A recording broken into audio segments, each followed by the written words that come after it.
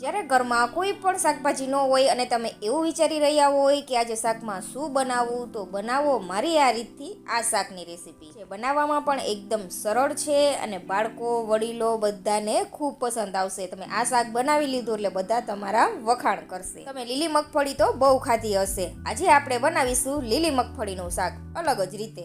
તો સૌથી પહેલાં આપણે શાકનું વઘાર તૈયાર કરવાનું છે. તેના માટે એક પેન લઈ લેવાનું છે. પેનને ગેસ ઉપર રાખીને તેની અંદર આપણે 5 મોટી ચમચી તેલ ઉમેરી દેવાનું છે અને 1 કિલો મગફળીના આપણે દાણા લીધા છે, જે લીલી મગફળી છે. જો તમને લીલી ન મળે તો અહીંયા તમે સૂકી મગફળીના દાણા પણ લઈ શકો છો. તેલ ગરમ થાય એટલે આપણે તેમાં અડધી ચમચી રાઈ ઉમેરી દેવાની છે. રાઈ થોડી ફૂટે એટલે તરત જ આપણે અડધી ચમચી જીરું ઉમેરી દઈશું. એક તમાલપત્ર અને 2 સૂકા મરચાંથી આપણે શાકનો વઘાર કરીશું. હિંગ આપણે છેલ્લે ઉમેરીશું. હવે તેની અંદર આપણે 1 ચમચી આદુ ક્રશ કરેલું અને 1 ચમચી લસણ ક્રશ કરેલું ઉમેરી દઈશું અને 2 થી 3 નંગ મીઠા લીમડાના પાન પણ સાથે ઉમેરી દઈશું, જે ઓપ્શનલ છે. તમને પસંદ હોય તો તમારે ઉમેરવાના. આદુ લસણને તેલમાં સરસ સાતડી લેવાના છે. ગોલ્ડન બ્રાઉન રંગના થાય ત્યાં સુધી આપણે 2 મિનિટ માટે સરસ સાતડી લેશું. આદુ લસણનો ટેસ્ટ ખૂબ જ સરસ લાગે છે, એટલે થોડુંક તમે વધુ ઉમેરશો તો પણ શાકની અંદર ખૂબ સરસ ટેસ્ટ આવશે. હવે અહીંયા 2 મીડિયમ સાઇઝની ડુંગળી લીધી છે. જો ખાતા હોય તો ઉમેરવાની અથવા તમે તેને સ્કીપ પણ કરી શકો. ડુંગળીને પણ આપણે સરસ તેલમાં સાતડી લેવાની છે. હિંગ આપણે વઘારમાં નથી ઉમેરેલી, હવે આપણે હિંગ ઉમેરીશું. જો વઘારમાં આપણે પહેલાં હિંગ ઉમેરીશું તો તેલ ગરમ હોવાના કારણે હિંગ બળી જાય છે અને તેનો કડવો ટેસ્ટ આવે છે, એટલે આપણે અહીંયા છેલ્લે ઉમેરેલી છે. હિંગ સાથે આપણે સરસ ડુંગળીને સાતડી લેવાની છે. ગોલ્ડન બ્રાઉન રંગની થાય ત્યાં સુધી સાતડી લેશું. તમે લીલી મગફળી તો બહુ ખાતી હશે. આ રીતે તમે અલગ તેનું શાક બનાવીને ટ્રાય કરજો, ખૂબ પસંદ આવશે તમને. અને ઢાબાનું શાક પણ તમે ભૂલી જશો, એટલું ટેસ્ટી બનીને તૈયાર થઈ છે આ સબ્જી. હવે તેની અંદર આપણે ટમેટા ઉમેરી દઈશું. ટમેટા આપણે અહીંયા 3 નંગ લીધા છે. 2 નંગ ડુંગળી અને 3 નંગ ટમેટા. ટમેટા ઝડપથી સોફ્ટ થઈ જાય તેના માટે આપણે અહીંયા થોડું એવું સ્વાદ અનુસાર નમક અને હળદર પાવડર ઉમેરી દેવાનો છે. બધી વસ્તુને સરસ મિક્સ કરી દઈશું અને જરૂર લાગે તો ઢાંકણ ઢાંકીને આપણે તેને થવા દેવાનું છે. વચ્ચે વચ્ચે આપણે ચલાવતા પણ રહેવાનું છે, જેથી ટમેટા પેનમાં ચીપકી ન જાય.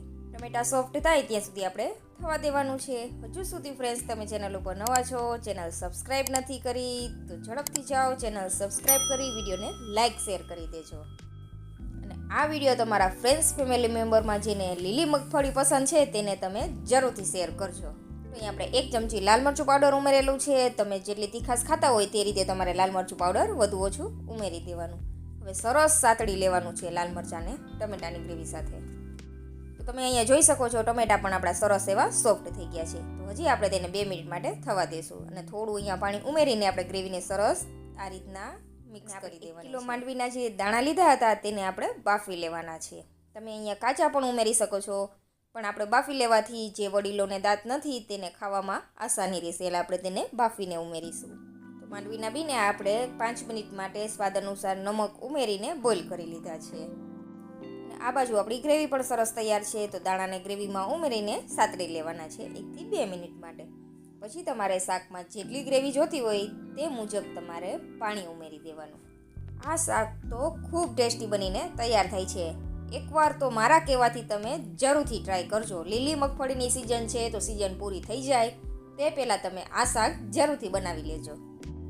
તો અહીંયા જેટલી ગ્રેવી જોતી હોય તેટલું આપણે પાણી ઉમેરીને સરસ મિક્સ કરી દઈશું. પછી ઢાંકણ ઢાંકીને 15 મિનિટ માટે આપણે તેને મીડિયમ ફ્લેમ ઉપર થવા દઈશું, જેથી બધા મસાલાની ફ્લેવર આપણા દાણામાં આવી જાય. તો અહીંયા 15 મિનિટ માટે આપણે શાકને સરસ મીડિયમ ફ્લેમ ઉપર થવા દીધું હતું. તો 15 મિનિટ પછી આપણે જોશું કે શાક એકદમ રેડી છે. પણ તમે જોશો અહીંયા ગ્રેવી થોડીક પતલી લાગી રહી છે. તો આ ગ્રેવીને આપણે ઘટ બનાવવા માટે તેની અંદર આપણે 2 થી 3 ચમચી જેટલો ગાંઠિયાનો પાવડર ઉમેરવાનો છે. તો અહીંયા આપણે ભાવનગરી ગાંઠિયાનો પાવડર ઉમેરેલો છે. તમે પાપડી ગાંઠિયા કે બીજા કોઈ પણ જાતના ગાંઠિયા પસંદ હોય અથવા સેવ પસંદ હોય તેનો પાવડર કરીને પણ ઉમેરી શકો છો, જેથી ગ્રેવી આપણી એકદમ ઘટ બનીને તૈયાર થાય. તો ગાંઠિયાના પાવડરને આપણે સરસ શાકમાં મિક્સ કરી દેવાનું છે અને ઢાંકણ ઢાંકીને ફરી 5 મિનિટ માટે મીડિયમ ફ્લેમ ઉપર થવા દેશું, જેથી આપણું તેલ બધું ઉપર આવી જાય. તમે જોઈ શકો છો તેલ પણ સરસ ઉપર આવી ગયું છે. તો શાક આપણું તૈયાર છે. શાકને એકદમ ઢાબા જેવો ટેસ્ટ આવે તેના માટે આપણે અહીંયા 1 ચમચી ધાણા જીરું અને અડધી ચમચી કિચન કિંગ ગરમ મસાલો ઉમેરીશું. તમે અહીંયા કોઈ પણ જાતનો ગરમ મસાલો ઉમેરી શકો છો.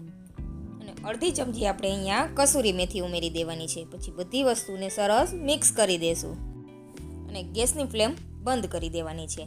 આ શાક તમે ટેસ્ટ કરશો એટલે આપણે કોઈ પણ જાતના વધુ તામઝામ વગર એકદમ સિમ્પલ રીતે આ શાક તૈયાર કરેલું છે, જે તમને ઢાબાનું શાક પણ ભૂલાવી દેશે એટલું ટેસ્ટી બનીને તૈયાર થયેલું છે. આ શાક બાજરાના રોટલા, પરોઠા, રોટલી કે પૂરી સાથે ખૂબ ટેસ્ટી લાગે છે. તો આપણે તેને પરોઠા સાથે સર્વ કરેલું છે. આ શાક ખાઈ લેશો એટલે પંજાબી શાક તો ભૂલી જ જવાના છો એટલું ટેસ્ટી બનીને તૈયાર થાય છે. તમે તેને પરોઠા, સલાડ અને પાપડ સાથે જરૂરથી સર્વ કરજો, ખૂબ જ ટેસ્ટી લાગશે. તો ઝડપથી જાઓ અને આજે જ આ શાક તમે જરૂરથી ટ્રાય કરજો અને મને કમેન્ટ કરીને જણાવજો કે તમને આ શાકનો ટેસ્ટ કેવો લાગ્યો. જ્યારે ઘરમાં કાંઈ શાક ન હોય અને તમે એવું વિચારી રહ્યા હોય કે આજે શાકમાં શું બનાવવું, તો એકવાર આ શાક જરૂરથી ટ્રાય કરજો. જો લીલી મગફળી ન હોય તો સૂકા દાણા હોય તેમાંથી પણ તમે આ શાક તૈયાર કરી શકો છો. તો એકવાર જરૂરથી બનાવજો. રેસીપી પસંદ આવે તો ચેનલ